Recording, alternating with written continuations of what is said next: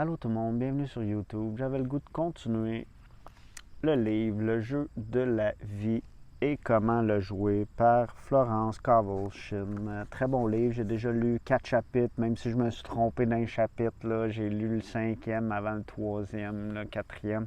Là, je suis rendu vraiment au 4e. Bienvenue au chapitre 4, tout le monde. La loi de la non-résistance. Très beau chapitre que je vais vous lire immédiatement ici au Cercle Sacré à Stansted. Très bel endroit sacré que j'adore venir relaxer puis prendre mon temps. Je commence. Ne résistez pas au mal, ne succombez pas au mal, mais triomphez-en par le bien. Rien sur Terre ne peut résister à celui qui est absolument sans résistance. Les Chinois affirment que l'eau est l'élément le plus puissant de tout en raison de sa parfaite non-résistance. Elle peut éroder le roc et tout balayer devant elle. Jésus-Christ a dit de ne pas résister au mal. Il savait qu'en réalité le mal n'existe pas, ce qui fait qu'il n'y a aucune raison de résister. Le mal vient de nos vaines imaginations, de notre croyance en deux forces, le bien et le mal. Une très vieille légende raconte qu'Adam et Ève ont mangé de Maya, l'arbre de l'illusion, et qu'ils ont vu deux forces au lieu d'une seule, c'est-à-dire Dieu. Par conséquent, le mal est une loi spécieuse que l'humanité s'est créée par un psychone ou sommeil de l'âme. Le sommeil de l'âme signifie que l'âme est hypnotisée par une croyance spécifique concernant le péché, la maladie, la mort, etc. C'est-à-dire une pensée charnelle ou mortelle, et que ces affaires ont manifesté ces illusions dans le monde extérieur. Nous avons vu dans un chapitre précédent que l'âme est notre subconscient, notre serviteur loyal qui manifeste à l'extérieur tout ce que nous ressentons intensément, que ce soit bien ou mal. Notre corps et nos affaires font la preuve de ce que nous avons imaginé. Le malade a imaginé la maladie, le pauvre la pauvreté et le riche la richesse.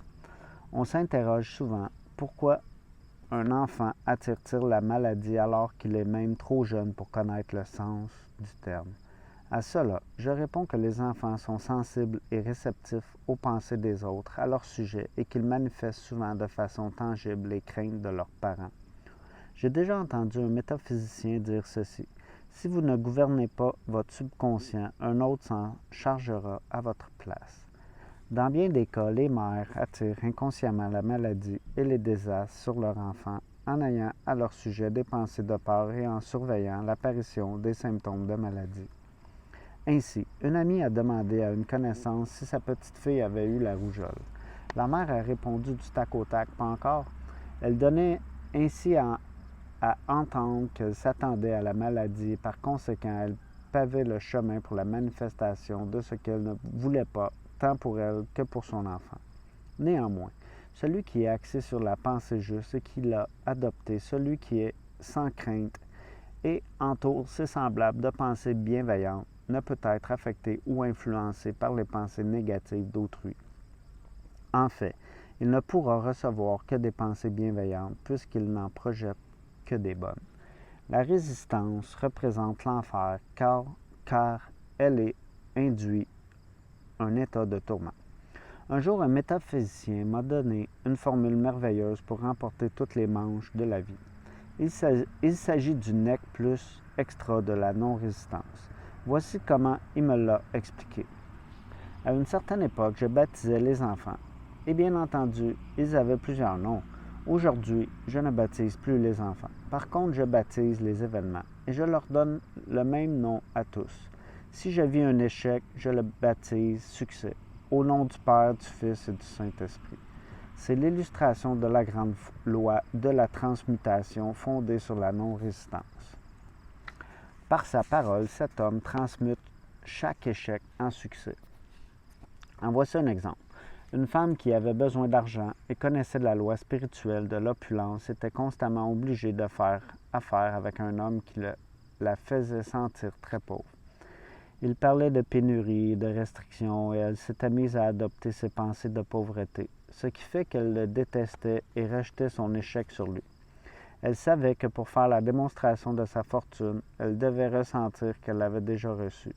En effet, Le sentiment d'opulence doit précéder la manifestation de cette dernière. Un jour, elle a compris qu'elle résistait à la situation et voyait deux pouvoirs au lieu d'un seul. Elle a donc béni son partenaire d'affaires et baptisé la situation « succès ». Elle a affirmé comme Dieu est la seule puissance qui existe, cet homme est là pour mon bien et ma prospérité. Exactement, le rôle qu'il ne semblait pas jouer dans sa vie. Peu de temps après, elle a rencontré par l'intermédiaire de cet homme une femme qui lui a versé plusieurs milliers de dollars pour services rendus. De plus, ayant déménagé dans une ville éloignée, l'homme a disparu harmonieusement de sa vie. Répétez cette affirmation. Toute personne est un maillon d'or dans la chaîne de mon bien. En effet, chaque personne est Dieu manifesté et attend que nous lui fournissons l'occasion de servir le dessein divin de notre vie. Bénissez votre ennemi et vous lui dérobez ses munitions. Ses flèches seront transmutées en bénédictions. Cette loi s'applique autant aux nations qu'aux individus. Bénissez une nation, envoyez à chacun de ses habitants des pensées d'amour et de bienveillance, et elle se voit privée de son pouvoir de faire du mal. Ce n'est que par l'entendement spirituel qu'on peut se faire une idée juste de la non-résistance. Mes étudiants me disent souvent qu'ils ne veulent pas devenir des poules mouillées, ce à quoi je réponds. Quand vous appliquerez la non-résistance avec sagesse, plus personne ne pourra vous marcher sur les pieds. Voici un autre exemple. Un jour, j'attendais avec impatience un important coup de fil. Je n'ai pas répondu à mes appels et je n'en ai fait aucun, en me disant que cela pourrait m'empêcher de recevoir celui que j'attendais. Au lieu d'affirmer les idées divines n'entrent jamais en conflit, l'appel viendra au moment opportun. En laissant à l'intelligence infinie le soin d'organiser les choses, j'ai commencé par les gérer moi-même. Je me suis approprié la bataille au lieu de la laisser à Dieu. Et je suis resté tendu et angoissé. Le téléphone n'a pas sonné durant environ 1 heure et en jetant un coup d'œil à l'appareil, j'ai constaté que le récepteur n'avait pas été replacé correctement et que l'appareil avait été débranché tout ce temps. Mon angoisse, ma peur et ma certitude de rencontrer des obstacles avaient concrétisé un dérangement. Comprenant ce que j'avais fait, j'ai béni la situation sur le champ, je l'ai baptisé « succès » et j'ai affirmé « Je ne peux pas passer à côté d'un appel qui m'appartient par droit divin. Je suis sous le coup de la grâce et non de la loi. » Une amie est partie rapidement en quête du téléphone le plus proche pour avertir la compagnie de rebrancher mon appareil. Elle est entrée dans une épicerie achalandée dont le propriétaire a délaissé ses nombreux clients pour donner lui-même le coup de fil. Mon appareil a été rebranché sur le champ. 2 minutes plus tard, je recevais un appel très important et 1 heure plus tard environ, celui que j'attendais. Tout est bien qui finit dans le calme. Tant que nous résistons à une situation, elle s'accroche à nous. Si nous cherchons à la fuir, elle nous poursuit. Un jour, j'ai répété ce qui précède à une connaissance qui m'a répondu « Vous avez bien raison. J'étais malheureuse à la maison. Je n'aimais pas ma mère, une femme critique et dominatrice. Je me suis enfuie pour me marier, mais j'ai épousé ma mère, étant donné que mon mari était exactement comme elle. J'ai dû affronter la même situation une 2e fois. Accorde-toi promptement avec ton adversaire.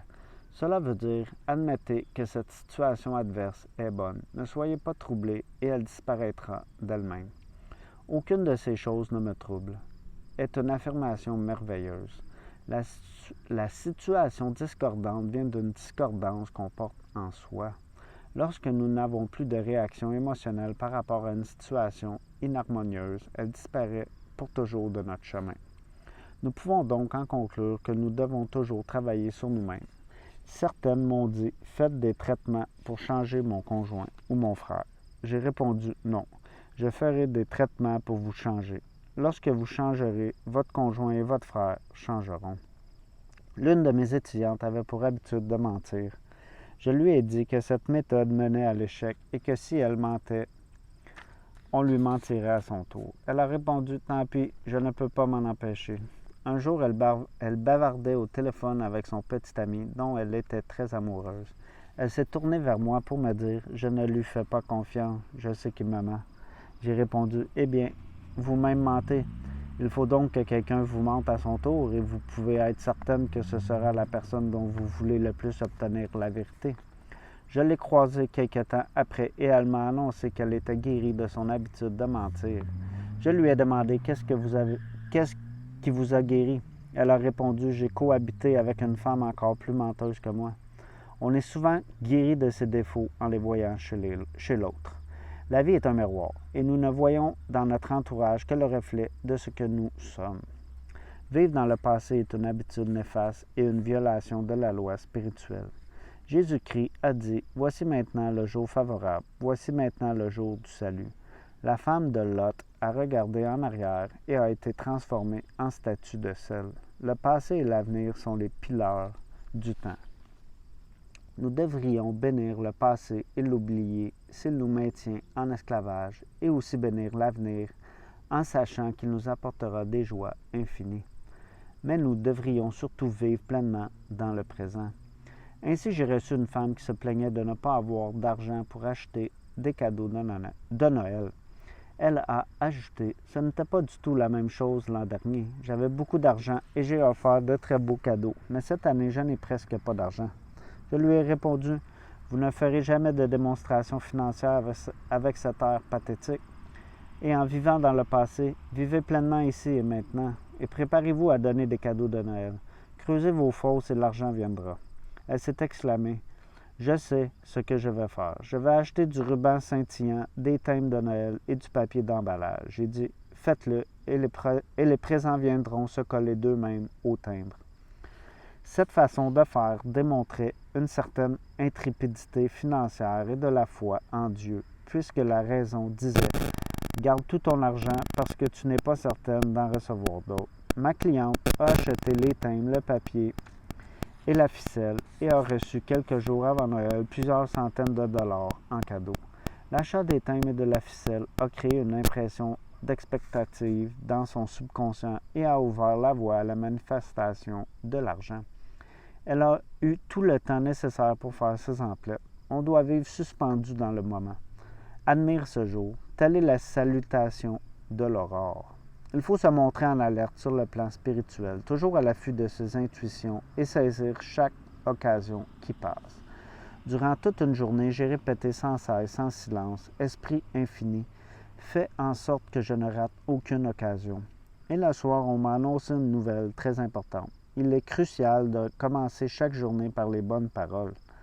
Énoncer une affirmation dès le saut du lit. Par exemple, que ta volonté soit faite aujourd'hui. Aujourd'hui est une journée d'accomplissement.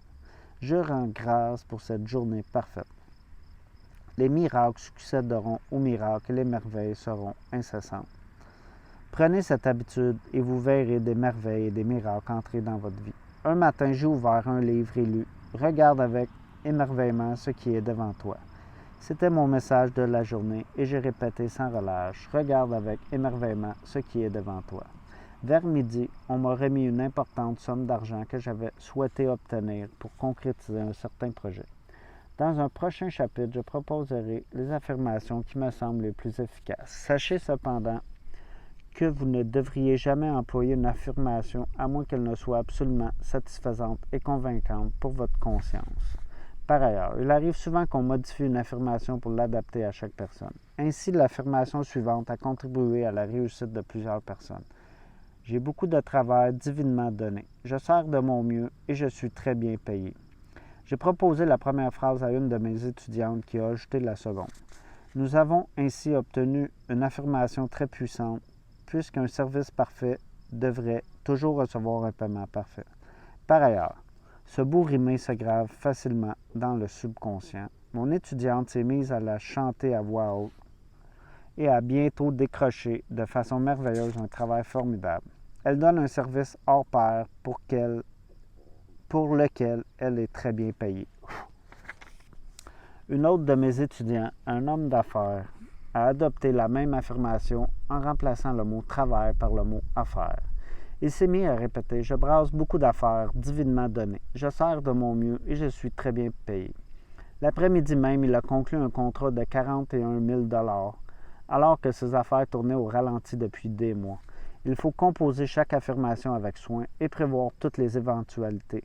J'ai connu par exemple une femme qui était dans le besoin et qui a fait une demande pour obtenir du travail. Elle en a eu beaucoup, mais n'a jamais été payée.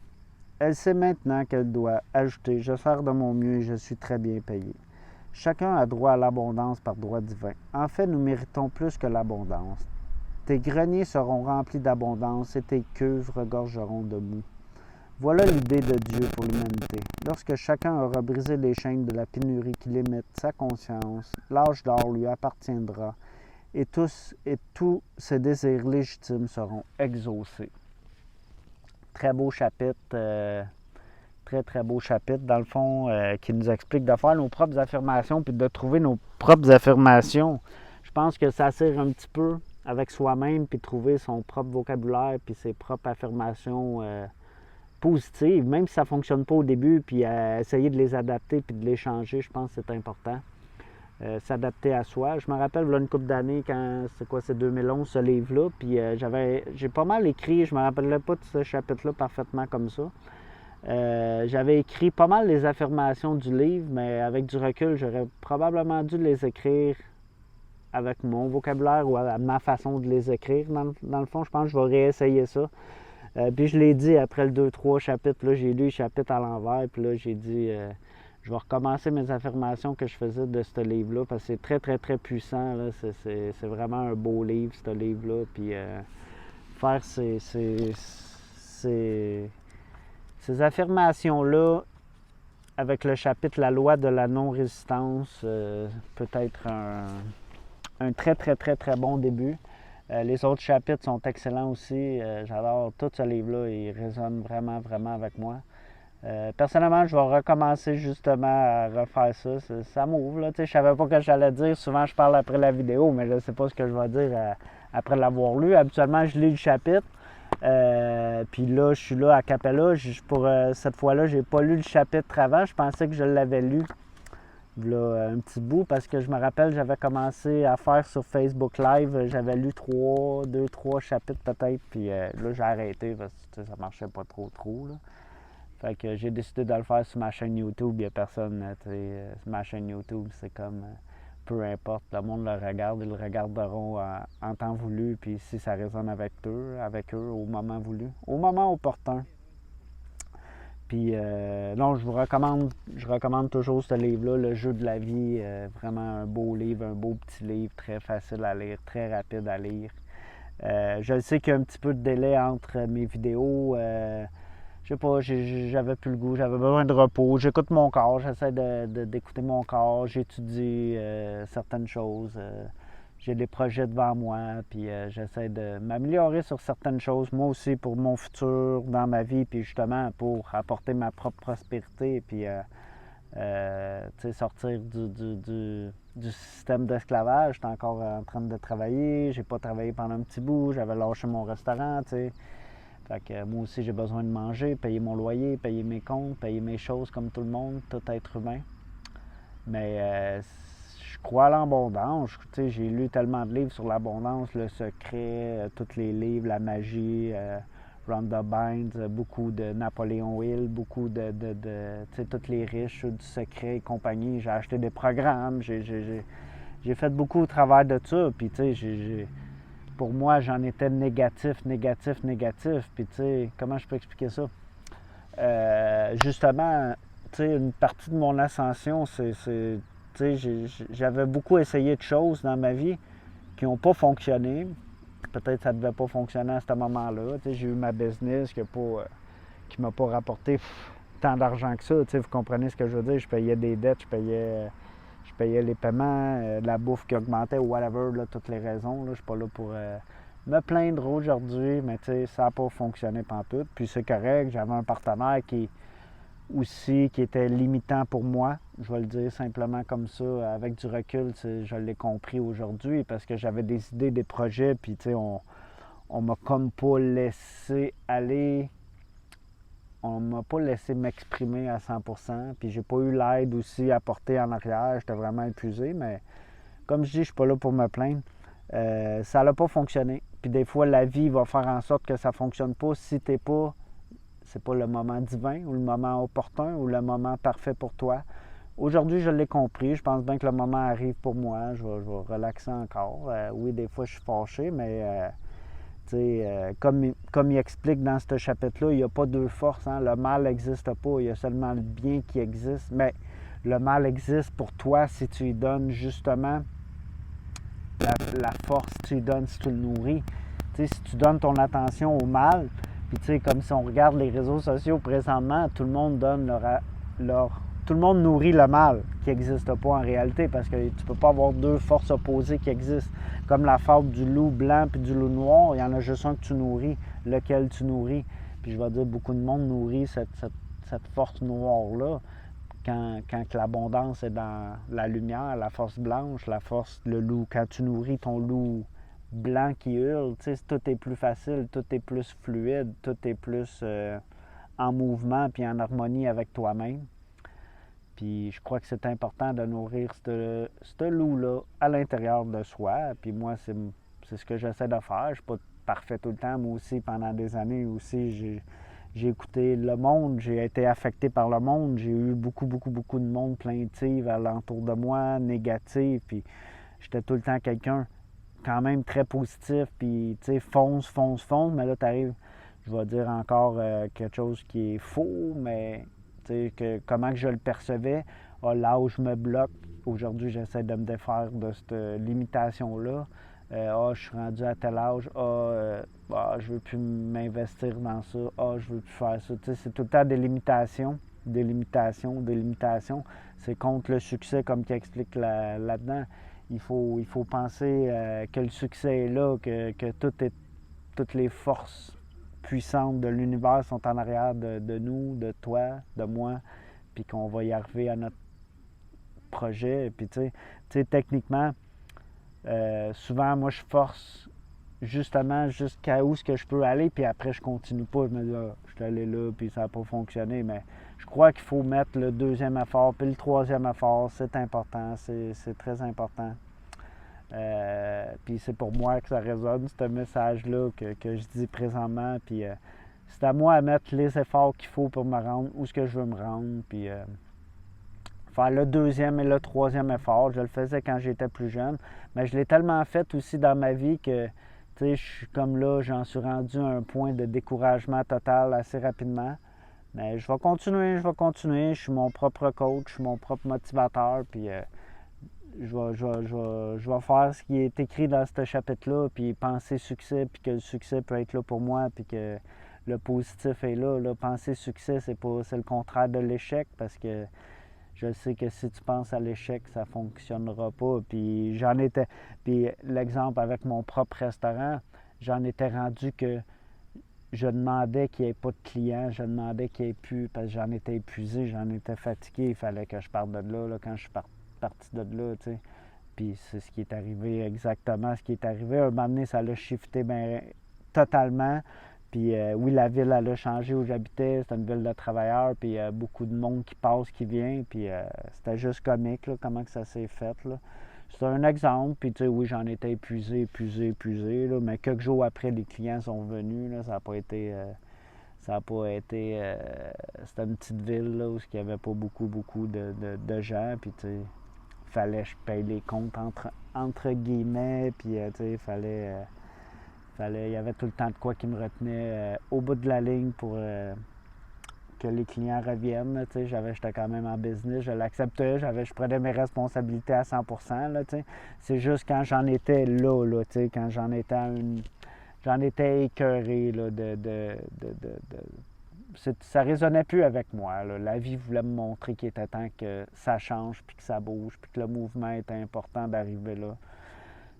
Je vous explique mon petit parcours qui a été une expérience, mais c'est correct. Aujourd'hui, je le comprends, puis je vais écrire ça en arrivant à la maison aujourd'hui, puis écrire que le succès, puis je vais écrire la phrase à ma façon cette fois-ci. Je vais l'écrire sur un mur comme je fais tout le temps avec mes affirmations, puis que je me lève le matin. Puis je vais le réessayer cette fois-là, confiant, puis penser que le succès va être là pour moi et voir les résultats. J'aimerais ça vous le montrer en pleine face, que ça peut réussir pour tout le monde, même pour moi. Pour tout le monde, il n'y a pas un qui est plus favorisé qu'un autre. Personne. C'est Dieu ou la source ou l'univers ne favorise pas une personne plus qu'une autre. On est tous dans la même bateau, la même planète. Puis c'est à nous à faire les petits efforts. Puis ce qui a marché pour un autre, pourquoi ne marcherait pas pour moi ou pour toi? Ça va être le message de la fin, gang. Merci d'être ici, ceux qui sont jusqu'à la fin du vidéo. Je suis content de faire ces petits... le jeu de la vie, très content. Ça résonne avec moi, ce livre-là, que j'ai lu plusieurs fois dans ma vie. Que j'ai acheté, genre l'année que ça a sorti, ce livre-là. Puis regardez, tout clean encore, je prends soin de mes livres. C'est 2011, je l'ai probablement acheté à 2011, autour de ces années-là. Puis j'ai pris soin de mon livre. Je l'ai ramené de l'Alberta, je l'ai tout le temps suivi avec moi. Je l'avais acheté au Québec, j'ai été en Alberta, je prenais soin. Puis j'ai tout le temps pris soin de mes livres, c'est sacré pour moi. Puis partagez si vous pensez que ça peut résonner avec du monde. Likez la vidéo, ça l'aide tout le temps pour les algorithmes. C'est très, très, très, très, très apprécié. Inscrivez-vous, ceux qui ne sont pas inscrits, qui tombent par hasard sur la vidéo. J'essaie de monter ma petite communauté ici sur YouTube parce que j'adore YouTube. C'est très intime. C'est toi qui montes ton énergie. Ta chaîne, c'est ton énergie. Dans le fond, c'est de même que je veux l'expliquer. Puis c'est ton essence, tu y mets la saveur que tu veux, la couleur que tu veux. C'est ça le plus puissant que j'adore sur YouTube. Mais il faut que tu travailles. Il faut que tu travailles. Le monde, t'attires ton monde. C'est la même chose, à faire des affirmations, monter ton énergie, attirer le monde. C'est la même chose. Ça va être le message de la fin. Il n'y a rien de différent avec l'énergie. Tout est énergie. C'est ce que tu en fais de ton énergie. Pensée, succès. Merci tout le monde. Bonne soirée, bonne journée. Bye.